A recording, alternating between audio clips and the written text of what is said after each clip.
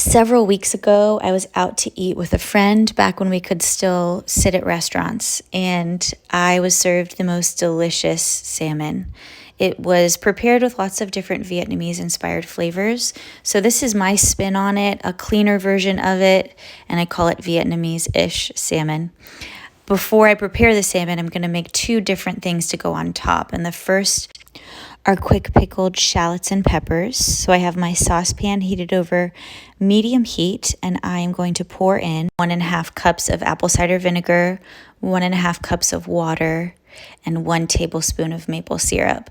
And then I'm going to put in all of my seasonings, which include 1.5 teaspoons of fine sea salt. My go-to is a brand called Real Salt.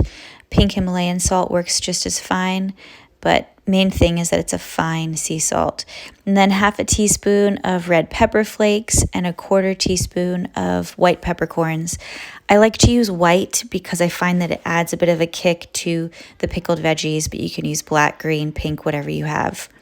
I threw in 2 bay leaves, and now I'm going to prepare my shallots and peppers. I have 2 separate jars. I like to pickle these separately. So if I just want pickled onions, I can just pull those out. So I am slicing thinly 3 small shallots. You can do 3 to 4 depending on what will fit in your glass jar. You want to make sure that you use a jar that has a lid that can screw on or that can seal so that you can keep these in the refrigerator. So once those are completely sliced, I'm going to set those aside and slice up my peppers. You can use a variety of different peppers. You can use Fresno chilies, red serrano peppers, or red jalapenos, whatever you can find at your grocery store. I just have 2 on hand today. If I had more, I would make more because they'll last longer and you can really fill up your jar. But I am just slicing up those 2 really thinly. And this is the element that's going to add a lot of heat to the salmon. But what's great about these pickled shallots and peppers is that they can last in the fridge for up to 3 weeks. So they are a great topping for anything else that you want to use them on. We like to put them on tacos, sandwiches, whatever you can think of. So once my liquid has simmered for about 5 minutes, I'm going to evenly divide it between the 2 jars and put 1 of the bay leaves in each of them. And then once it's evenly divided, I'm going to let those cool to room temperature, which takes about 20 to 30 minutes before I put the lids on and put them in the refrigerator for when I'm ready to use them. And then I'm going to make something that I call Almost Nuoc Chum. Forgive my pronunciation, but Nuoc Cham is the name for traditional Vietnamese dipping sauces that are almost always made with fish sauce. And I am not using fish sauce, which is why I call it Almost Nuoc Chum. So I am pouring in 1 cup of water and 1/3 cup of coconut aminos. You can use liquid aminos or tamari into a saucepan that's over medium heat. I am also pouring in 1/2 cup of maple syrup, and then I'm going to add in a lot of lime juice. I am cutting up, I think I have 5 limes here, but basically what I want to get to is 1/2 cup of lime juice.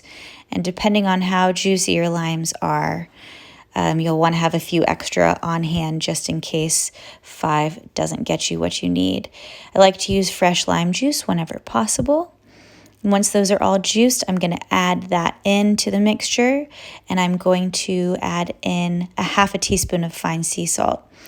Then I'm going to finely chop 2 cloves of garlic as finely as I can so that when I pour this sauce over the top of my salmon, I'm not getting big chunks of garlic.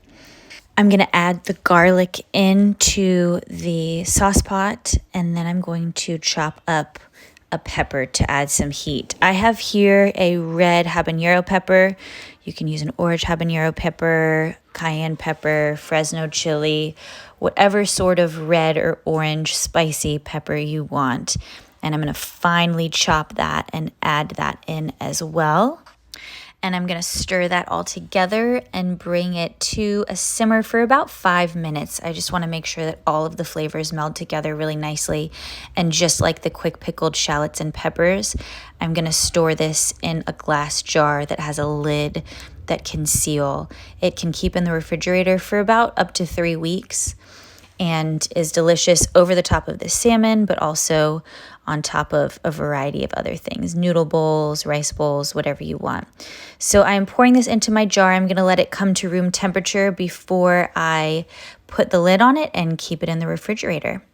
Now I'm going to prepare my salmon. You can use a 2 to 3 pound fillet of wild salmon on a baking sheet like I have here with parchment paper or a roasting pan. Make sure the bones have been removed, but the skin is on, and I like to cook it skin side down. I'm pouring half a cup of the Almost Nuoc Chum on top of this, and I'm going to bake it in the oven at 425 for 10 to 12 minutes. I like to check it with a fork by pressing gently to see if it flakes, because I like mine like medium well done. If you like yours less cooked, I would say go about 10 minutes depending on your oven. And I'm going to sprinkle about 2 tablespoons loosely packed of fresh mint leaves over the top and 2 tablespoons of fresh cilantro leaves. I'd recommend it unless you don't like cilantro. And then I'm going to use the pickled shallots and pickled peppers. I like to use about a 1/4 cup of pickled shallots and arrange those over the top, and about 2 tablespoons of the pickled peppers, depending on how much you like heat. Once the salmon is covered with those pickled shallots and peppers and the fresh herbs, I like to serve it right away with either rice or cauliflower rice. I like to serve it with the remaining Almost Nuoc Chum so that you can pour it over the top of whatever you're serving it with, and it can soak up all those delicious flavors. I hope you'll enjoy.